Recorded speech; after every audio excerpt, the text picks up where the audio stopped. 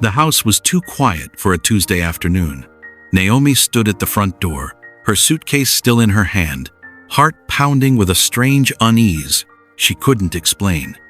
She hadn't called ahead. She wanted the surprise to be joyful, to see her mother's face light up, to feel her daughter's small arms wrap around her legs. Instead, the silence pressed against her ears like a warning. Even the old wind chime her mother loved was still, though the breeze outside was strong enough to lift dust from the driveway. Naomi pushed the door open slowly, her smile fading with every step she took inside. The living room was dim, curtains drawn tight like the house itself was hiding something. That was when she heard it, a muffled sob, quickly stifled, coming from down the hall. Her heart dropped into her stomach as she followed the sound. The hallway smelled of bleach and fear. The door to the spare room was half open, and what she saw through that crack shattered her world in an instant. Her mother sat on the cold floor, shoulders hunched, eyes swollen from crying, her hands trembling as she clutched the hem of her dress. Beside her, Naomi's daughter, her baby, stood barefoot, cheeks streaked with dried tears, holding a bucket and rag too big for her small hands. Written in bold marker on a cardboard sign taped to the wall were words that made Naomi's vision blur. Disobedience has consequences. Rage, horror, and disbelief collided in her chest. This wasn't discipline. This was punishment. This was humiliation. And the man responsible, the man she had trusted as a husband, as a stepfather, was nowhere in sight. Yet his cruelty filled every corner of the room. Naomi dropped her suitcase and rushed forward, pulling her daughter into her arms so tightly the child gasped. Her mother tried to stand, shame weighing her down more than age ever could. But Naomi caught her too, holding both generations against her chest. "What happened?" Naomi whispered, though her voice shook with a fury she could barely contain. Her mother couldn't meet her eyes. She only shook her head slowly, lips trembling, as if speaking the truth would break her completely. The little girl clung to Naomi's shirt and whispered, "I tried to help, Grandma," her voice so small it nearly vanished. That was all it took. Naomi's knees buckled, and she sat on the floor with them, rocking gently as her mind raced through memories she had ignored, missed calls, short answers, the way her husband always sounded irritated when she asked to speak to her daughter. Footsteps echoed from the kitchen, heavy, deliberate. Naomi looked up just as he appeared in the doorway, arms crossed, face calm, in the most terrifying way. "You weren't supposed to be home yet," he said flatly, like this inconvenience mattered more than the broken spirits before him. Naomi stood slowly, placing herself between him and her mother and child. Her voice came out low and dangerous. "What did you do to them?"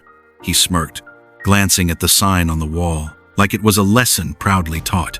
"I taught respect," he replied. They needed to learn. In that moment, Naomi understood something chilling. This wasn't a misunderstanding. This wasn't a bad day. This was who he truly was. And the storm she carried home with her was just beginning. He walked into the room like a judge entering his courtroom, every step confident, every breath controlled. Naomi noticed the way her daughter flinched the moment he came closer, instinctively hiding behind her legs. That single movement told Naomi more than any explanation ever could. "You don't get to stand there like you're innocent," Naomi said, her voice sharp, cutting through the air. He laughed softly, a sound that made her skin crawl. "You've been away too long," he replied. "You don't see the mess I deal with every day. Your mother fills her head with nonsense, and the girl," he paused, eyes narrowing. "She's becoming stubborn. I won't raise a disrespectful child under my roof." Naomi's mother finally found her voice, thin and fragile, but heavy with pain. "She's just a child," she said, "and this is not your house alone." His face hardened instantly. "Everything under this roof follows my rules," he snapped. He pointed at the bucket, the rag, the sign. "They disobeyed me. I corrected them." Naomi felt something snap inside her, a quiet, dangerous resolve. She realized then that while she had been chasing stability, This man had been building a prison, and her family had been serving silent sentences in her absence. That night, as Naomi locked the bedroom door and held her daughter close, she made a vow in the dark. No rule, no marriage, no fear would ever justify what he had done. This wasn't over. It was only the beginning. Sleep refused to come.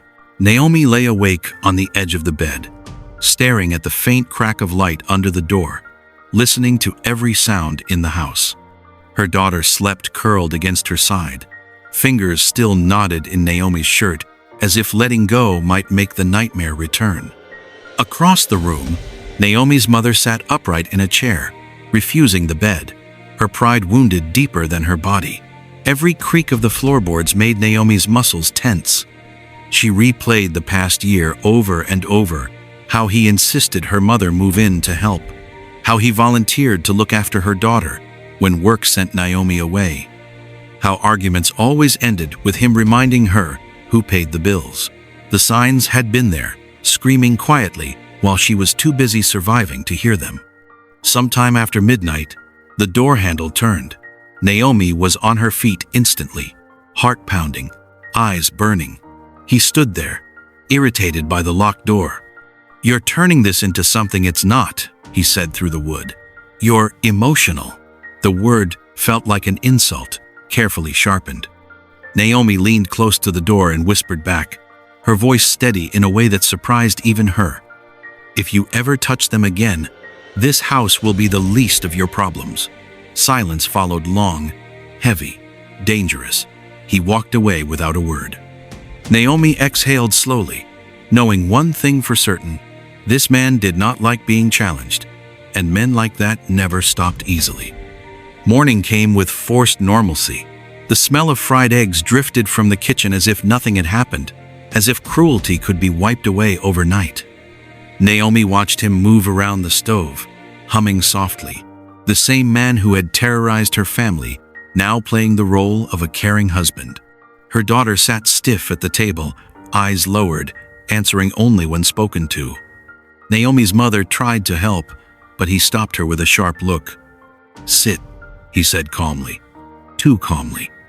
Naomi's jaw tightened. She realized then that his greatest weapon wasn't his voice or his hands, it was control, delivered quietly, wrapped in routine. When he left the house, Naomi locked the door behind him and turned to her mother at once. "Tell me everything," she said. The words poured out slowly at first, then all at once. How he set rules that changed daily. How he accused them of disrespect over the smallest things. How punishment became public, degrading, designed to strip dignity. Naomi listened, her chest aching with every sentence. By the time her mother finished, Naomi's hands were shaking, not with fear, but with clarity. Trust wasn't cracked anymore, it was shattered. And Naomi finally understood that love without safety was never love at all. Naomi didn't cry. That surprised her. She expected tears, screaming, something dramatic to release the pressure building in her chest. Instead, she felt cold focus settle over her like armor. She made tea for her mother, braided her daughter's hair slowly, carefully, as if each small act of tenderness was a way of stitching their dignity back together. "We're not staying like this," Naomi said softly, not asking, not promising, deciding. Her mother looked up, fear flickering in her tired eyes. "He won't let us go easily," she warned. Naomi nodded. She already knew. Men who needed control treated resistance like betrayal. That afternoon, Naomi began her quiet rebellion. She checked her phone, messages deleted, call logs wiped clean. He had been watching more closely than she realized. She stepped outside and spoke to the neighbor she barely knew, her voice calm but urgent, arranging a code word, a signal if things turned dangerous. She hid important documents in her suitcase, slid some cash into her shoe, and taught her daughter a simple rule: stay close to mommy, no matter what. That night, when he came home and smiled too widely, Naomi smiled back, but behind her eyes, a plan was forming, slow, careful, and unstoppable. That evening, The tension in the house thickened like smoke. He noticed the change not in what Naomi did, but in what she no longer tolerated. When he raised his voice, she didn't flinch. When he issued instructions, she met his eyes instead of lowering hers. It unsettled him. Control depended on fear, and fear was slipping through his fingers. At dinner, he corrected Naomi's daughter harshly for spilling water. Naomi's hand came down on the table with a sharp crack. "She's a child," she said evenly. The room went silent. Her mother froze. Breath caught in her throat. He stared at Naomi, shocked not by her words, but by her tone. Calm, firm, unafraid. Later, behind closed doors, the mask finally slipped. "You're turning them against me," he hissed. "Don't forget who you are without me." The threat was old, worn thin from overuse, but it still carried weight. Naomi stepped closer, her voice low and steady. "I know exactly who I am," she replied. His eyes darkened. In that moment, Naomi saw it clearly. The anger wasn't about respect or discipline. It was about losing power. And as he stormed out of the room, slamming the door hard enough to shake the walls, Naomi knew something irreversible had begun. The man she married was gone. What remained was dangerous, and she would not let him destroy what he could no longer control. The opportunity came disguised as routine. He announced a late meeting, his tone casual, his confidence absolute, as if the house and everyone in it still belonged to him. Naomi nodded, her heart racing beneath a calm expression. The moment his car disappeared down the street, the air inside the house shifted. Naomi moved fast but carefully. "Shoes on, no talking," she whispered. Her daughter obeyed instantly, eyes wide but trusting. Her mother clutched her handbag with shaking hands, glancing at the walls like they might speak. Naomi grabbed the suitcase she had been packing in fragments for days, every zipper sounding too loud in the silence. They were almost at the door when the headlights swept across the living room. Naomi's blood ran cold. The car door slammed outside. "Bathroom!" Naomi hissed, pushing her mother and daughter into the hallway as she shoved the suitcase behind the couch. The key turned in the lock. He stepped inside, eyes narrowing as he scanned the room. "Why are you all dressed?" he asked slowly.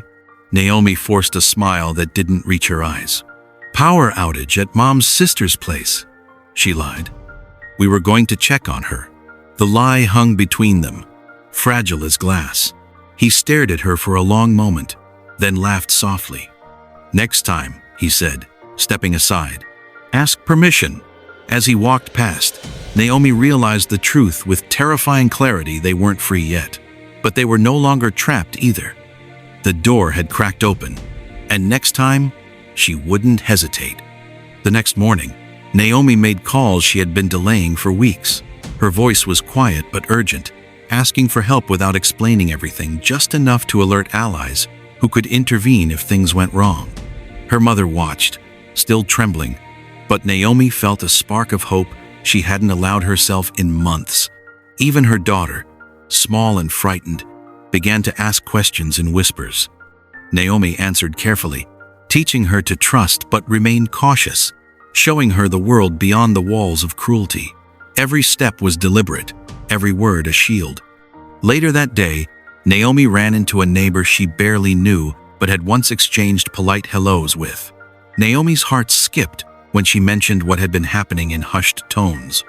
The neighbor's eyes widened in horror, but she nodded firmly. "You're not alone," she said. "If he tries anything, call me. I'll come running." Naomi felt an unfamiliar strength in her chest. For the first time in months, she realized that survival didn't mean doing everything alone. Courage could be multiplied when allies existed, when there were people willing to see the truth and act. And she had finally begun building that before the next storm hit. By evening, the tension in the house was almost unbearable. Naomi's husband returned earlier than expected, his presence filling every room like a shadow. He moved with the same calculated calm, unaware that Naomi had changed. When he demanded his usual deference at dinner, Naomi didn't flinch. She met his gaze steadily, her daughter and mother behind her, a silent line of defiance. "No more rules," Naomi said quietly, letting the words hang in the air like a warning. The calmness in her voice made him pause, something he hadn't experienced in years. The confrontation escalated quickly.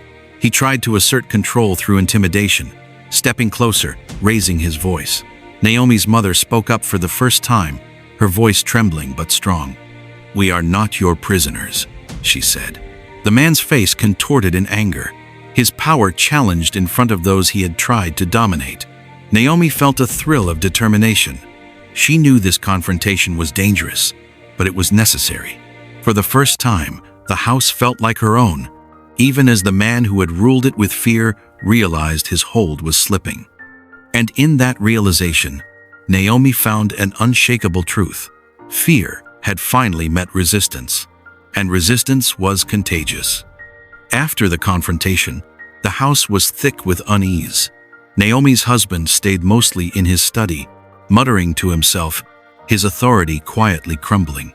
Naomi used the silence to strategize, mapping every door, every window, every route he could block if he realized they were preparing to leave.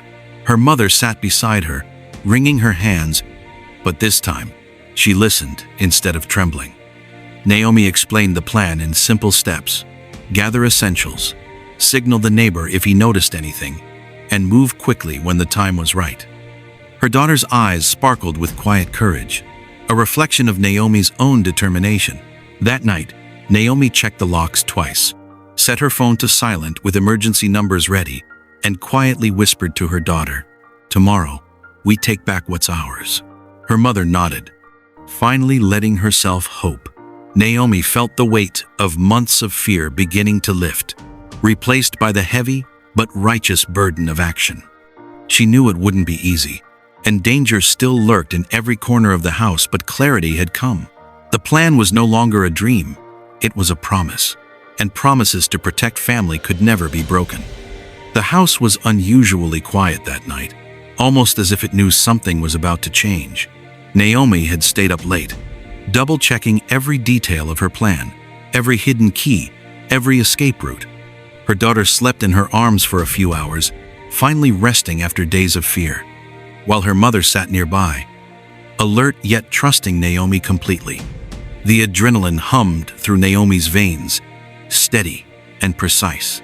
This was no longer about survival, it was about reclaiming control over their lives. She whispered instructions one last time, her daughter nodding silently, her mother clutching Naomi's hand in solidarity. As the clock edged past midnight, Naomi's husband returned unexpectedly, his footsteps echoing ominously down the hall. Naomi froze for a heartbeat, then composed herself, signaling her mother and daughter to stay calm. When he knocked on her door, she opened it just enough to appear casual, hiding the suitcase behind her back. "I couldn't sleep," he said smoothly, the smirk still in place. Naomi smiled faintly, heart pounding, and replied, "Me neither." As he turned to leave, she whispered a code to her mother. It was time. In that quiet night, courage replaced fear, and Naomi felt the weight of oppression begin to crumble, step by step, under the strength of her resolve. Naomi moved like a shadow through her own home, every step measured, every breath silent. Her mother and daughter followed closely, hearts pounding but spirits steeled. The suitcase was ready, hidden under a blanket in the corner of the room. Naomi opened the back door slowly, peering out to ensure the driveway was empty. The wind rustled through the trees, masking their careful movements. One by one, they slipped outside, shoes crunching softly on the gravel, hands tightly clasped together. The night was their ally, shrouding them in darkness and possibility. As they reached the edge of the property, Naomi's husband appeared at a window, silhouetted against the dim light. He shouted, furious and threatening, but Naomi didn't stop. Her daughter clung to her side, eyes wide, and her mother's trembling hands refused to let go. They ran, hearts racing, through the darkened streets, past neighbors who watched in confusion but didn't intervene yet. Naomi's mind raced ahead, calculating distance, escape routes, and safe houses. Freedom was not a guarantee, it was a choice. and tonight they had chosen it. The first taste of liberation was sharp and exhilarating, like the wind biting their cheeks, carrying away months of fear. By the time they reached the neighbor's house, Naomi's legs ached and her chest burned, but relief washed over her in waves. The neighbor opened the door immediately, recognizing Naomi's desperate eyes and the children clinging to her.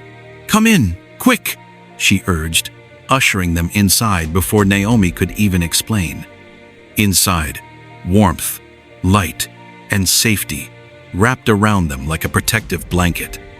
Naomi's daughter finally relaxed, burying her face in her mother's chest, while her mother sank into a chair, trembling but alive. Naomi exhaled, the adrenaline leaving her in shaky pulses, realizing that for the first time in months, they were truly out of his reach. They spoke in hushed tones, Naomi recounting the horrors, the punishments, the threats, and the calculated cruelty that had filled their home.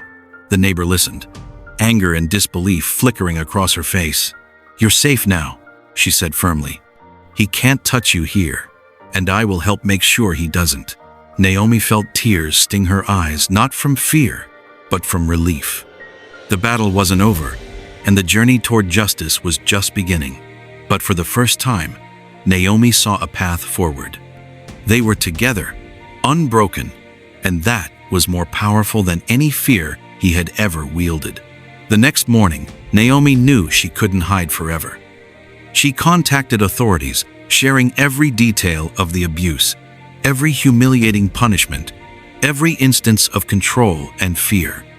It was painful to relive the moments, to speak of her daughter's tears and her mother's trembling, but Naomi understood that silence had allowed the cruelty to grow. With her neighbor by her side for support, she filed a formal report, requesting restraining orders and legal protection. The process was slow, frustrating, and emotionally draining, but Naomi refused to back down. This was about more than escape, it was about ensuring he could never harm them again. That afternoon, she and her family sat together, exhausted but united. Her daughter held her hand tightly, whispering, "Mommy, we're safe now, right?" Naomi smiled, brushing tears from her cheeks. "Yes, baby, we are safe." Her mother nodded, a mixture of pride and sorrow on her face. They had survived the nightmare, but healing would take time. Naomi promised herself they would rebuild their lives, reclaim their dignity, and never allow fear to rule them again. The path ahead was uncertain, but for the first time in years, Naomi felt in control of her story, and she knew she would never let it be rewritten by cruelty again. Weeks passed, and slowly, life began to take on the color of freedom. Naomi, her daughter, and her mother settled into a small, sunlit apartment, far from the house that had held so much pain. The walls were bare, but each corner held possibility. Each window offered light instead of fear. Naomi's daughter laughed again, small but genuine, as she painted with crayons on sheets of paper spread across the floor. Her mother joined in, smiling despite the shadows of what had happened. Naomi watched them, heart swelling with a quiet pride.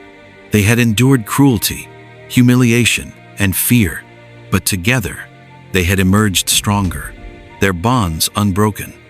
Naomi stood at the window one morning, sunlight brushing her face. She thought of the past not with bitterness, but with clarity. The man who had tried to control them was gone from their lives, powerless against the courage, love, and determination that had guided them to safety. Naomi knew the journey ahead would still have challenges. Healing takes time, but she also knew they had conquered the darkest chapter of their lives. With her daughter's laughter filling the room and her mother's gentle hand in hers, Naomi whispered softly, almost to herself, "This is our life, our home, our rules, and nothing will take that from us again." The new dawn wasn't just a morning. It was a promise of freedom, dignity, and unshakable hope.